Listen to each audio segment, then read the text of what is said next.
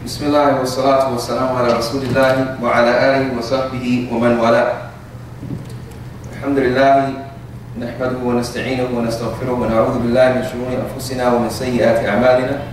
Man yahdihillahu fala mudilla lahu wa man yudlil fala hadiya lahu. Wa ashhadu an la ilaha illallah wahdahu la sharika lahu wa ashhadu anna Muhammadan abduhu wa rasuluh. Assalamu alaikum wa rahmatullahi wa barakatuh, brothers and sisters. How's everyone tonight? Inshallah. Alhamdulillah, firstly, there are two things that I saw that I always have to thank Allah subhanahu wa ta'ala and address this community. But every time I come here, there's always one thing, but there's a second thing that I saw that really impacted me. I mean, subhanAllah, it was amazing. First, I want to, after thanking Allah subhanahu wa ta'ala, every time I come here, it's a family environment, and I'm always happy to be here. As I always tell the brothers and sisters in any community masjid, this masjid is probably by far the most comprehensive and, in my opinion, the best masjid for me to walk into. It's somewhere to where you can come with your family and stay the whole day, and I've literally done that once. So, alhamdulillah, I live in the southwestern part of Houston. So may Allah subhanahu wa ta'ala reward the brothers and sisters that have helped establish this masjid. May Allah subhanahu wa ta'ala reward the brothers and sisters that constantly come to the masjid.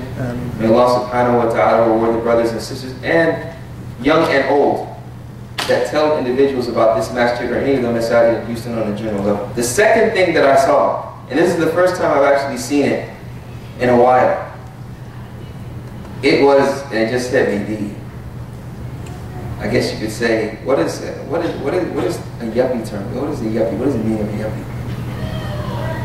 Anyone? Huh? Upscale? Is it a young professional, right? Young urban professional. Young urban professional. Well, I guess that may not fit here. But it was young brothers sitting together in the masjid reading Quran. I haven't seen that in a long time. If you see the narrators of his hadith, of his traditions, of his statements, it was always from someone that was young, most of the time. You see the one that narrated the most of his hadith was Abu Hurairah radiallahu anhu. He was at the age of 26. He narrated many of the most hadith of the Prophet sallallahu alaihi wasallam, over 5,394 hadith from the Prophet sallallahu alaihi wasallam. And from the women was his wife, Aisha radiallahu anha. Radiallahu anhum ajma'in, may Allah be pleased with all of them. They would always narrate the statements from the Prophet sallallahu alaihi wasallam, and they were always involved. So when the Prophet sallallahu alaihi wasallam was with his companion Mu'adh ibn Jabal on a donkey, and they were riding, he took the opportunity again to teach him. And he said, Ya Mu'adh, ta'arifullah, haqqullah ala ibad, wa haqqul ibadi ala Allah. He asked him, "Oh Mu'adh, do you know the right of Allah upon His slaves and the rights of the slaves upon Allah?" And he said, "Allah and His Messenger know best." And then he went on with the hadith by saying, it is to worship Allah, and ta'budullah wa la tushriku bihi shay'an. It is to worship Allah and not to associate any partners with Him. And then he asked him, "Do you know the rights of the slaves upon Allah?" And he said, "Allah and His Messenger know best." And he told them, it is not to be punished for whoever does not associate partners with him. The reason this hadith is mentioned again is to show that this is the priority. And for the youth, being the young professionals or yuppies or whatever they may be, that they understand this priority and do their best to act upon it. So when seeing this, it was all in a matter of minutes that I saw it. And it really affected me, because them voluntarily taking their time to sit together to read the words of Allah. And on top of that, and I don't want to point out any brothers to make them feel uncomfortable, you hear brothers stuttering when reading the Quran. This really affected me, because this reminds me of myself and brothers that I know in this audience that have embraced Islam. We couldn't read the Quran. And due to the fact that we would take out our time, not myself, other brothers and sisters that would take out their time to read the book of Allah, then you learn the statement of the Prophet sallallahu alaihi wasallam, for the one that reads the Quran, he gets 10 blessings and many more than that. But the one who stutters he gets double the reward. O kama qala sallallahu alayhi wa sallam. The one that stutters gets more reward. Why? Because he or she is struggling to do what Allah subhanahu wa ta'ala loves. And that is the goal, to struggle and to try to worship Allah. And the best speech, as the Prophet ﷺ always used to say, it was called the sermon of need, khutbat al-haja. Before he would give a lecture, it was said to you all earlier, before he would give every khutbah, this is the sermon of need. It was called khutbat al-haja. Why? Because it was a compilation, a summary of the aqidah of the Muslim, the beginning of man, the relationship of man and his neighbor, and how the Muslims should be upright in their religion. Qulu qawlan sadida, mentioning these verses from the Quran. So again, when hearing this, you see that the youth, they're understanding, or they're acting out that priority by sitting together and reading the book of Allah subhanahu wa ta'ala, and then helping one another. When the brother makes a mistake, someone else helps him. Someone else helps him and corrects him in reading the statement of Allah subhanahu wa ta'ala. The brother is not embarrassed. Because many times we find ourselves embarrassed in these types of situations. But you see that whoever that brother is, he's looking at the end of the tunnel. He has a higher goal. He wants to read this book, he wants to master this book, because this is the most important book. This is the most important speech.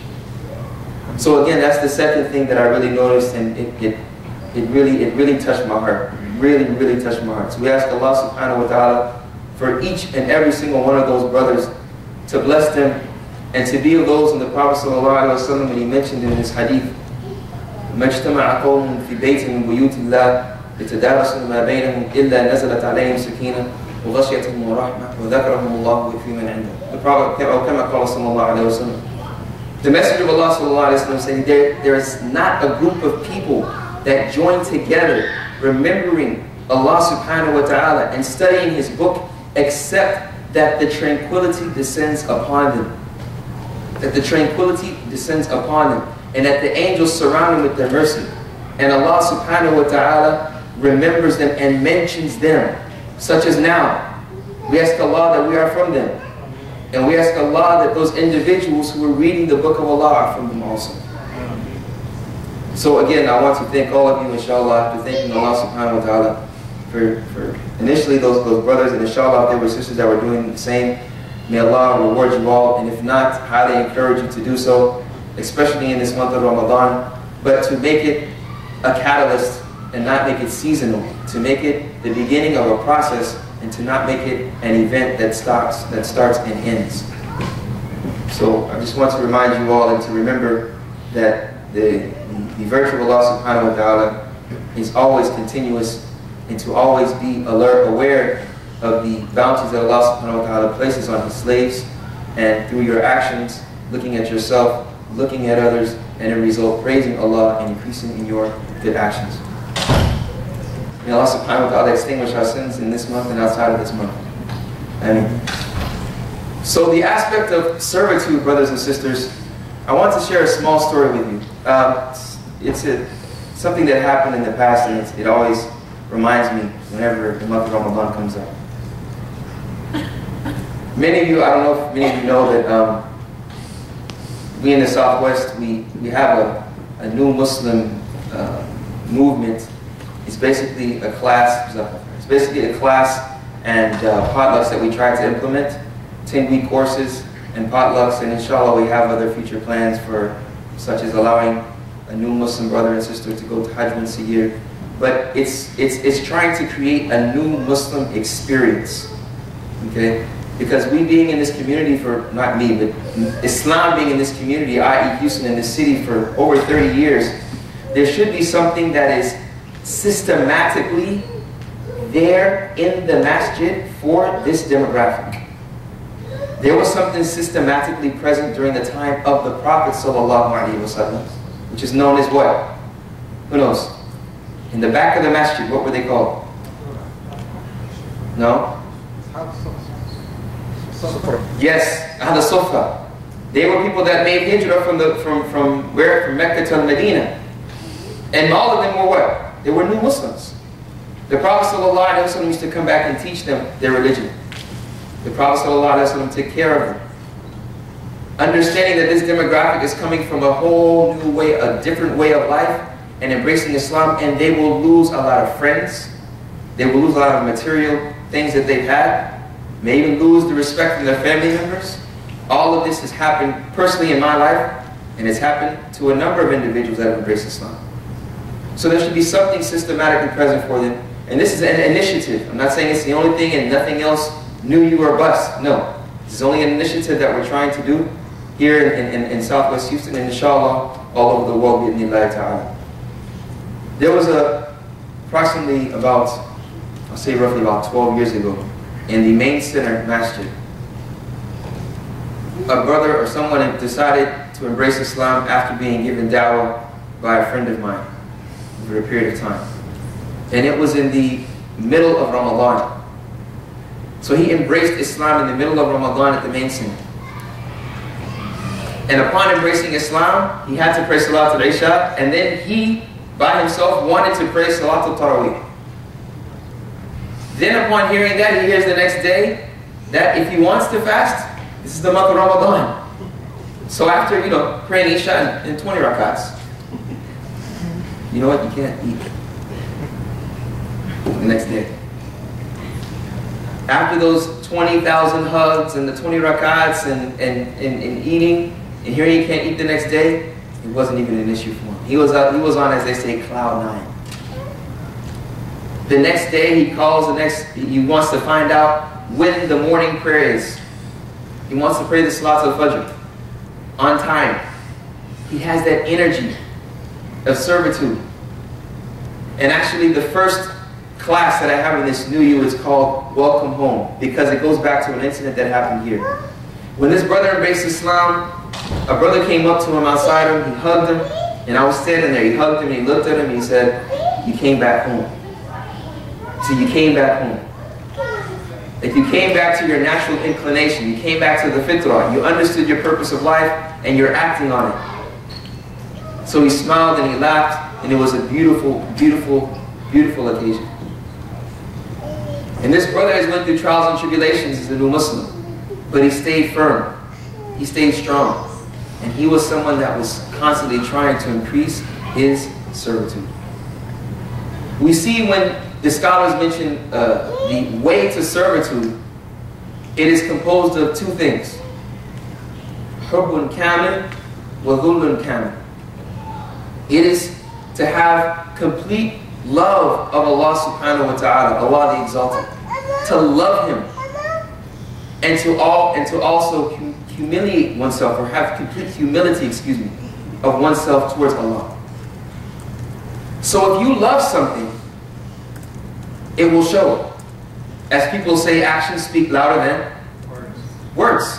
It's going to show, whether we like it or not.